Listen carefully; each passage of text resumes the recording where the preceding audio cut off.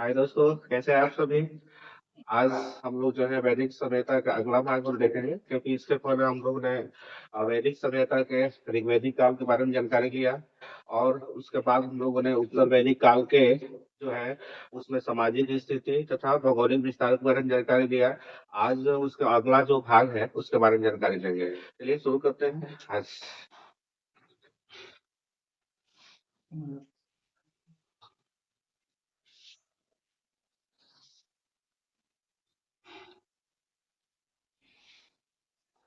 जैसा कि आप सभी जानते हैं, वैदिक सभ्यता को आसान रूप से जानने के लिए इसको हम दो भाग में बांटते हैं। पहला जो है ऋग वैदिक काल, जिसका समय की बात करें तो 1500 बीसी से लेकर के 1000 बीसी तक होता है। दूसरा जो होता है उत्तर वैदिक काल। अगर इसके समय की गणना किया जाए तो 1000 बीसी से लेकर के 600 बीसी तक होता है। हमने ऋग वैदिक काल के बारे में तो पूर्ण जानकारी ले लिया है। उसके बाद आता है उत्तर वैदिक काल। तो उत्तर वैदिक काल के बारे में भी हम लोगों ने इससे भौगोलिक विस्तार तथा सामाजिक स्थिति के बारे में जानकारी ले लिया है। आज जो है हम उत्तर वैदिक काल के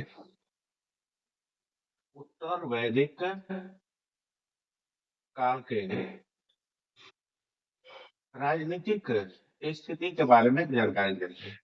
इसके राजनीतिक स्थिति को राजनीतिक स्थिति के बारे में जानकारी लेते हैं। चलिए शुरू करते हैं। तो सबसे पहले अगर हम बात करें तो इस काल में क्षेत्रीय राज्यों का उदय हुआ। इस सबसे पहले बात करें तो इस काल में क्षेत्रीय राज्यों का उदय हुआ। और जो यानी क्षेत्रीय राज्यों का उदय हुआ, यानी कि जो राज्य कबीले के रूप में दिखते थे ऋग्वैदिक काल में, वह एक राष्ट्र के रूप में यानी कि राष्ट्र के रूप में परिवर्तित हो गए। यानी कि जो राज्य जो कबीले के रूप में जो कबीले के रूप में थे, अब वह राज्य या राष्ट्र में परिवर्तित हो गया। राष्ट्र में परिवर्तित हो गया था। अगर हम बात करें तो राजा की उत्पत्ति की, तो ऐसा मानना था कि इसके राजा की उत्पत्ति दैवीय जो उत्पत्ति है, यानी कि राजा की दैवीय उत्पत्ति अब जो है उत्पत्ति का सिद्धांत ऐत्रेय ब्राह्मण में देखने को मिलता है। देखने को मिलता है। और आगे बात करें इसकी राजनीतिक स्थिति के बारे में, तो जो अ, राज्य का जो स्थिति थी, वह राज्य जो है वंशागत हो गया। यानी कि आपको मैंने बताया था ऋग्वैदिक काल में जन तंत्र हुआ करता था, यानी कि कोई भी राजा बन जाता था। आज कोई और है, फिर जो है कोई अच्छा कार्य करता है उसी बीच में से, कबीला के बीच में से, तो कोई और राजा बन जाता था या उसका जो है पालनकर्ता बन जाता था। लेकिन बाद में जो है ये उत्तर वैदिक काल में व्यवस्था बदल गई। यानी कि ये राज जो है वंशागत हो गया, राजतंत्र जो है वंशागत हो गया।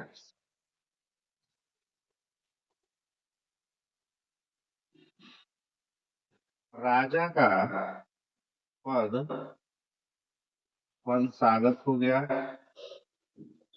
आगे हम बात करें तो जो है राजा का आकार भी बढ़ा। राजा का आकार भी बढ़ा, मैंने पहले भी बता दिया कि पहले जो है छोटे कबीलाए के सरदार हुआ करते थे, बाद में जो है ये राजा का आकार बढ़ने के बाद जो है सम्राट कहलाए, राजा कहलाए। और उसके बाद से जो है और भी जो है धीरे धीरे जो उनके उपनाम भी देखने को मिलने लगे।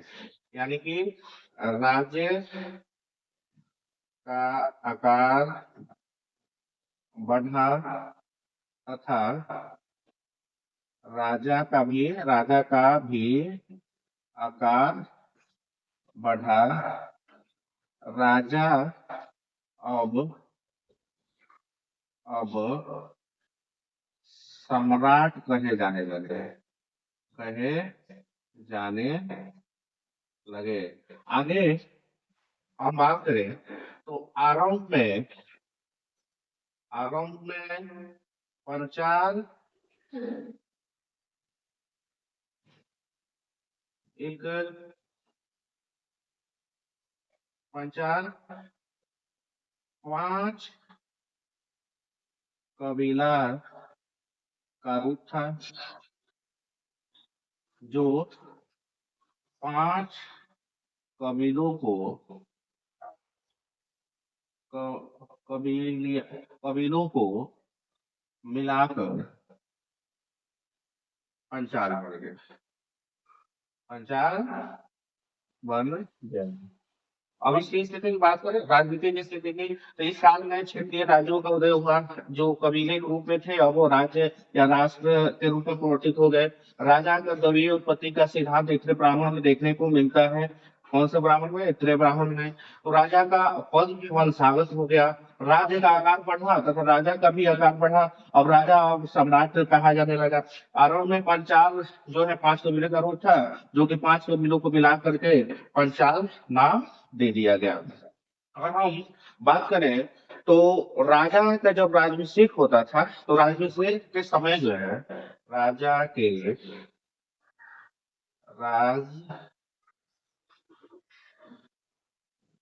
राजाभिषेक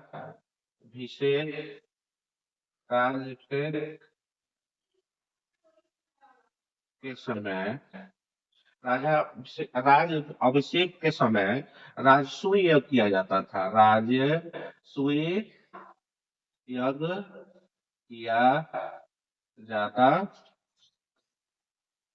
था। अगर हम बात करें तो इसमें जो राज्य के उच्च अधिकारी होते थे, उच्च अधिकारी को रत्नी कहा जाता था। रत्नी कहा जाता था। अगर हम बात करें तो ब्राह्मण ग्रंथों में कुल 12 प्रकार के रत्नी का उल्लेख मिलता है। अब ये 12 प्रकार के जो है कौन कौन से जो है अधिकारी होते थे, तो सबसे पहला जो है सेनानी होता था। सेनानी, जिसको कि सेनापति जो है रूप था, सेनापति को सेनानी कहा जाता था। अगर दूसरा हम बात करें तो सूत होता था। सूत का मतलब होता था राजा का सारथी। राजा का सारथी। तीसरी की बात किया जाए तो ब्राह्मणी था, यानी गांव का मुखिया। गांव का मुखिया। अगर हम बात करें तो अगला होता था, चौथा की बात करें तो आपका भाग दूध होता था। भाग दूध नामक पदाधिकारी होता था, जो कि होता था कर संग्रह करता था। भाग दूध, जो कि कर संग्रह करता था। अगला जो है बात करें पांचवा का, तो संग्रहिता था, जो कि कोषा से होता था। संग्रहिता यानी कोषा ध्वज होता था। आप लोग इसको उतार सकते हैं। फिर जो है इसको उतार लीजिए, उसके बाद से आगे जो है बताते हैं।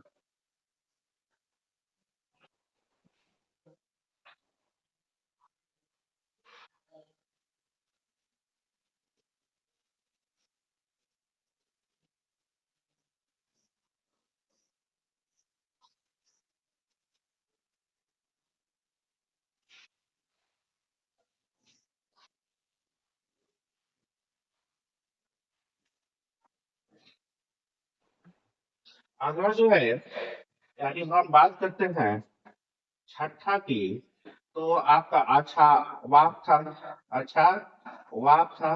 अब अच्छा वाक कौन होते थे? तो पासे के खेल में राजा का सहयोगी करने वाले। तो पासे के खेल में राजा का सहयोगी, ये जो है अच्छा वाक कहलाते थे। अगला जो है, अगर हम बात करें, तो अगला जो पदाधिकारी होता था, छाता होता था। छाता नाम का पदाधिकारी होता था। ये छाता कौन है? तो एक प्रतिहारी होते थे। ये कौन से होते थे? तो प्रतिहारी को जो है छाता नामक पदाधिकारी कहा जाता था। अगला जो है बात करें गोवी वर्तन। अगला पदाधिकारी था गोवी वर्तन। ये जो आपका था, ये जंगल विभाग का पदाधिकारी होता था। जंगल विभाग का पदाधिकारी होता था। जंगल विभाग का पदाधिकारी होता था। अगला हम बात करें, तो पलागल पलागल नामक भी एक पदाधिकारी होता था। पलागल पलागल नामक पदाधिकारी होता था, जो कि इसका काम था विदूषक। किसको कहा जाता था? तो विदूषक का जो है एक होता था। यानी पलागल का नाम जो है विदूषक होता था। अगला हम बात करें, तो दसवां का, तो महिषी होती थी। दसवां क्या थी जी? महिषी। महिषी का नाम आता है। और महिषी किसको कहा जाता है? तो मुख्य रानी होती थी। महिषी जो है उपनाम दिया जाता था मुख्य रानी को। उसके बाद से 11 बात किया जाए, तो ये पुरोहित होते थे, जो कि पूजा पाठ कराते थे। पूजा पाठ तथा वेद से संबंधित पदाधिकारी, या अन्य कार्यों में जो है भाग लेते थे। राज्य कार्य में भी बहुत सारे कार्यों में भाग लेते थे। अगर अगला जो है बात करें, तो राजपुत्र होता था। राजपुत्र का मतलब यानी राजा का पुत्र। राजा का पुत्र। तो इस प्रकार जो है 12 प्रकार के जो है रत्नी का उल्लेख किया गया है। पहला आपका सेनानी हो गया, जो सेनापति होता था। दूसरा सूप हो गया। तीसरा ग्रामीण हो गया। चौथा भागदूत हो गया। और पांचवा संग्रह हो गया। और छठा अछवाक हो गया। और सातवां छठा हो गया। और गोवी वर्तन आठवां हो गया। पालांगल जो है ये नौवां हो गया। महिषी जो है 10वां हो गया, जिसको मुख्य रानी की संज्ञा दी गई थी। और ये उसके बाद से राहवा पुरोहित हुआ करते थे। राहवा जो है राजपुत्र हुआ करते थे। तो आप लोग इसको उतार सकते हैं।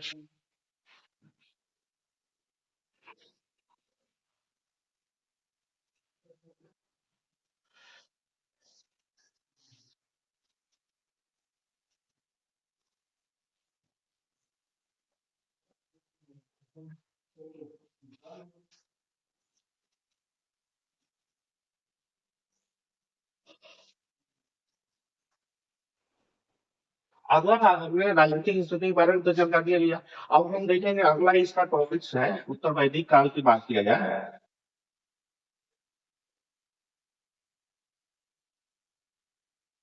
काल के, तो इसके जो है अब हम देखते हैं आर्थिक स्थिति के बारे में देखते हैं।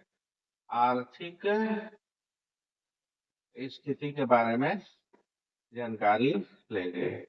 आर्थिक स्थिति के बारे में हम जानकारी लेंगे। तो इस काल की बात किया जाए, तो इस काल में पशुपालन की जगह कृषि मुख्य जो है आधार हो गई है। इस काल में पशुपालन की जगह कृषि मुख्य आधार हो गया। अगर हम बात करें तो इसमें हम देखेंगे कि सतपथ ब्राह्मण में, सतपथ ब्राह्मण में देखें तो सतपथ ब्राह्मण में कृषि के 4 प्रकारों का उल्लेख है। 4 प्रकारों का उल्लेख है। ये 4 प्रकार कौन कौन से हैं? तो सबसे पहले है जुताई।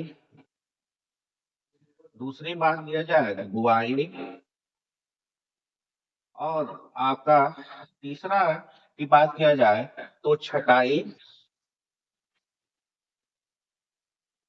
चौथा की बात किया जाए तो मड़ाई।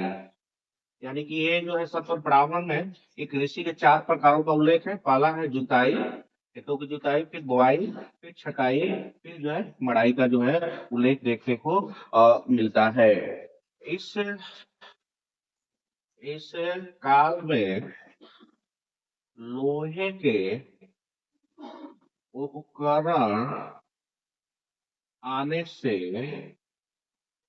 कृषि संबंधी कृषि संबंधी कार्य में तेजी आई। यानी कि लोहे का, इससे पहले लोहे के बारे में जानकारी नहीं थी, लेकिन जब लोहे की जानकारी हुई, लोहा तो कड़ा होता है और आप आज भी जानते हैं कि लोहा जो है किसी काम में कितना मददगार होता है। तो जब लोहे के सामान बने, उपकरण बने, तो उससे जो है कृषि संबंधी कार्यों में जो है काफी जो है सफलता मिली और उसमें तेजी आई है। और कहाँ पे इसके जो है देखें तो अंतरंजी अंतरंजी खेड़ा नामक जगह पर लोहे के उपकरण प्राप्त हुए हैं। प्राप्त हुए हैं। यानी देखिए अतरंजी खेड़ा नामक जगह है जहाँ पे लोहे के उपकरण प्राप्त होते हैं और ये उपकरण कब के बने हुए हैं? तो उत्तर वैदिक काल से ही संबंधित है। और भी जो है इसमें देखेंगे तो इसमें और भी देखा जाए तो यहाँ पे इस काल में 4 प्रकार के 4 प्रकार के बर्तन यानी कि मृद भांड मिले हैं जो कि मिट्टी के हैं बने हुए थे। अब हम बात करें ये 4 प्रकार कौन कौन से हैं? तो लाल मृद भांड, दूसरी की बात किया जाए तो काला मृद भांड, तीसरी की बात किया जाए काला प्लस लाल मृद भांड। अगर चौथे की बात किया जाए तो चित्रित धूसर मृद भांड। आगे हम इसकी विशेषता की बात किया जाए तो माप के रूप में भी कुछ इकाइयों के जो है प्रयोग किए जाते थे जिसके कुछ नामों से जाना जाता था। आइए उसके बाद माप की इकाई कौन कौन सी होती थी? माप की इस काल में माप की इकाई इकाई और हम देखें तो कौन कौन से थे? तो निष्क थे, शतमान थे, पाद थे, क्रिस्टल थे और अगला देखें तो रतिका भी आता है। रतिका यानी कि हम देखें तो इस काल में माप की इकाई की बात किया जाए तो ये आपके प्रकार है निष्क, सतनाम, पाद, क्रिस्टल तथा रतिका। इससे जो है माप के काम में लाया जाता था। आगे को इसके विशेषता की बात किया जाए तो व्यापार के रूप में, क्योंकि उस समय मुद्रा का विकास हो चुका था, तो व्यापार के रूप में कौन का प्रयोग किया जाता था? व्यापार रूप में कोण का प्रयोग किया जाता था। आगे हम बात करें तो वस्त्र के भी निर्माण के साक्ष्य मिले हैं। उस समय जो है वस्त्रों के निर्माण के साक्ष्य भी मिले हैं। अब बात किया जाए तो ये वस्त्र बनते कैसे थे? स्वर्ण नामक जो है स्वर्ण से बनता था। किससे बनता था? तो स्वर्ण नामक धागा से जो है ये वस्त्रों का निर्माण होता था। और हम बात करें उस काल में 3 प्रकार के ऋण की होती थी। इस काल में 3 प्रकार के कर होते थे। सबसे पहला था पितृ ऋण। पितृ ऋण। अब ये पितृ ऋण क्या होता था? यानी कि पुत्र की प्राप्ति कर पितृ ऋण से मुक्त हुआ जाता था। अगर हम दूसरा बात करें तो दूसरा ऋण क्या था आपका? दूसरे ऋण की बात करें तो दूसरा आपका ऋण था ऋषि ऋण। ऋषि ऋण। अब ऋषि ऋण क्या होता था? तो यज्ञ आदि करके यज्ञ आदि करके सॉरी यज्ञ नहीं, इसमें जो है शिक्षा अपने अपने पुत्र को शिक्षा देकर इस ऋण से मुक्त हुआ जाता था। अगर हम बात करें तो तीसरा जो होता था देव ऋण होता था। देव ऋण। तो इस ऋण से यज्ञ आदि कर मुक्त हुआ जाता था। यानी हम बात करें तो उस समय 3 प्रकार के जो है ऋण होते थे। पहला पितृ ऋण होता था, दूसरा जो है ऋषि ऋण हुआ करता था, तीसरा जो है बात करें तो देव ऋण हुआ करता था। अभी आपको मैंने बताया कि पितृ ऋण जो है पुत्र की प्राप्ति करके जो है चुकाया जाता था। दूसरा जो आपका ऋण होता है ऋषि ऋण, यानी कि अपने पुत्र को शिक्षा दे करके शिक्षा ग्रहण करा करके जो है इस ऋण से जो है मुक्त हुआ जाता था। तीसरा आपका जो है जो ऋण था वो देव ऋण था, यानी कि यज्ञ या पूजा पाठ करके जो है इस ऋण से मुक्त हुआ जाता था। तो चलिए जो है आर्थिक स्थिति में इतना ही। आगे जो है और टॉपिक्स पर चर्चा करते हैं, पहले इसको ले लीजिए।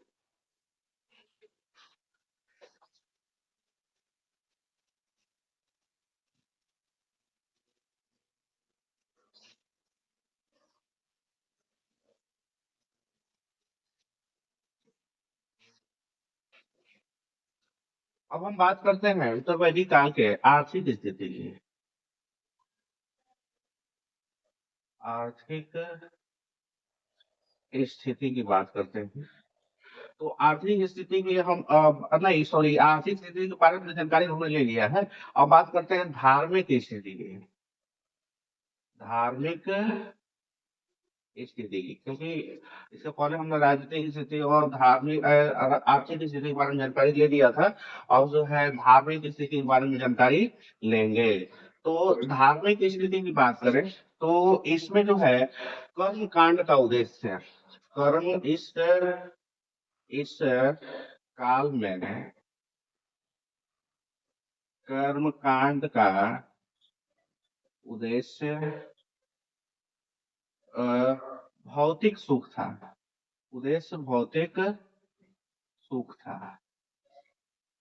क्योंकि आपको मैंने ऋग्वैदिक काल में बताया था कि ऋग्वैदिक काल में जो कर्म कांड का जो आपका उद्देश्य की बात करें तो पुत्र प्राप्ति थी, साथ साथ में जो है पशुओं की प्राप्ति थी। लेकिन इस काल में जो है थोड़ा भिन्न हो जाता है। इस काल में कर्म कांड का उद्देश्य जो है भौतिक सुख हो जाता है। और देखें, इस काल में इंद्र तथा अग्नि जैसे देवता का कद कम हुआ और प्रजापति मुख्य देवता के रूप में आए। अगर हम बात करें आगे, तो इस काल में दो और मुख्य देवता का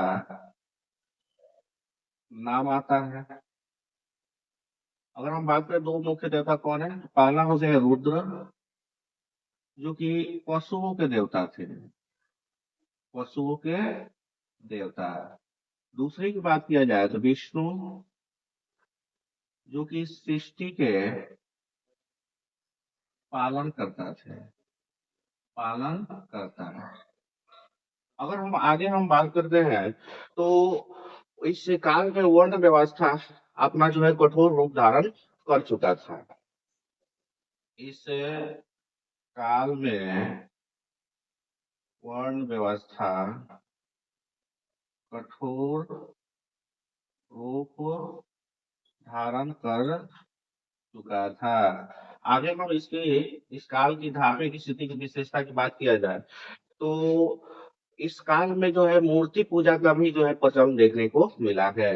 यानी कि इस काल में मूर्ति पूजा का भी प्रचलन देखने को मिलता है।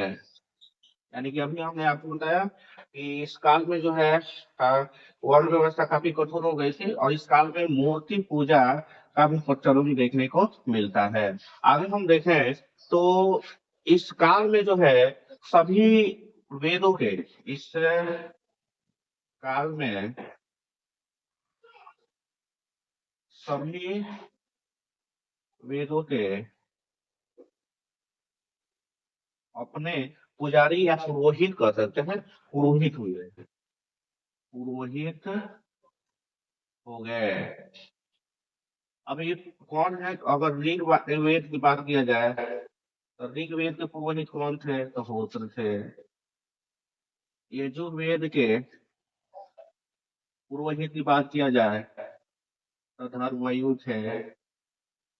सामवेद के अगर पुरोहित की बात किया जाए तो उद्गाता था, उद्गाता। अथर्ववेद के अथर्ववेद के अथर्ववेद के अगर पुरोहित की बात किया जाए तो इसके ब्रह्मा थे, ब्रह्मा। यानी कि ऋग्वेद के होत्र और यजुर्वेद के अथर्वयु और सामवेद के उद्गाता और अथर्ववेद के ब्रह्मा थे।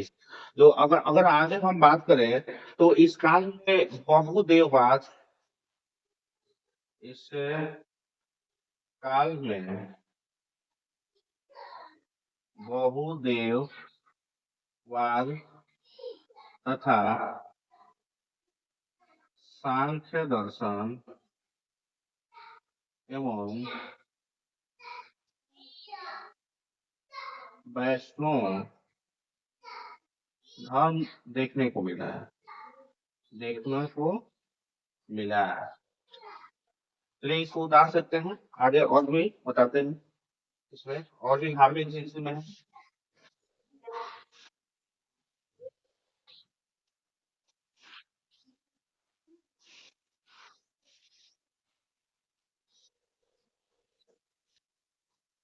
अगर हम बात करें अभी बात किया मैंने बहुदेव दर्शन की, तो इसमें देखेंगे तो ये दर्शन दर्शन। और उसके बाद सर हम बात करें प्रवर्तक, इसके दर्शन के प्रवर्तक कौन थे? प्रवर्तक, तो सबसे पहला अगर हम दर्शन की बात किया जाए तो सबसे पहला दर्शन आता है चवाक। तो चवाक, इसके जो है प्रवर्तक कौन थे? तो चवार के थे। अगर हम अगला जो है दर्शन की बात किया जाए तो योग होता है, योग।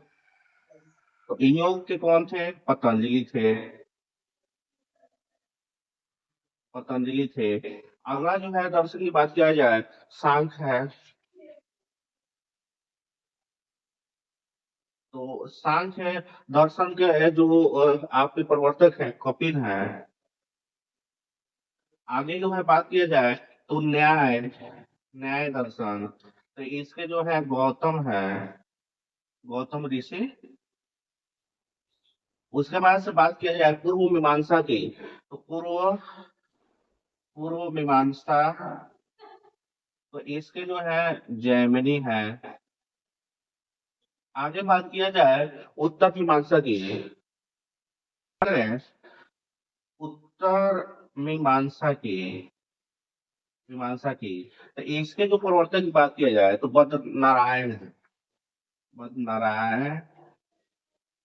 और उसके बाद अंतिम जो है वैशेषिक की बात किया जाए तो वैशेषिकी, तो इसके हैं कणाद, इसके कणाद है। तो इस प्रकार हमने धार्मिक स्थिति में जो है दर्शन और प्रवर्तक के बारे में देखा कि चवाक के चवाक प्रवर्तक है, योग दर्शन के पतंजलि है प्रवर्तक, सांख्य दर्शन के कपिल प्रवर्तक हैं, और न्याय जो दर्शन की बात किया जाए तो गौतम ऋषि प्रवर्तक है, पूर्व मीमांसा की बात किया जाए तो जैमिनी इसके प्रवर्तक हैं, उत्तर मीमांसा की बात किया बद्रनारायण है, वैशेषिक की बात किया जाए तो कर्णाट जो है इसके प्रवर्तक हैं। तो आज के टॉपिक्स में इतना ही। आगे जो है हम अगले वीडियो में अगला टॉपिक्स की चर्चा करेंगे। तब तक के लिए जय हिंद, जय भारत, नमस्कार। आप लोग मेरे चैनल को जरूर सब्सक्राइब करें, लाइक करें, और जो है आगे भी बढ़ाने की कोशिश करें। कम से कम 2 मिनट जो है मेरे चैनल को जरूर देखें, यानी वीडियो को जरूर देखें।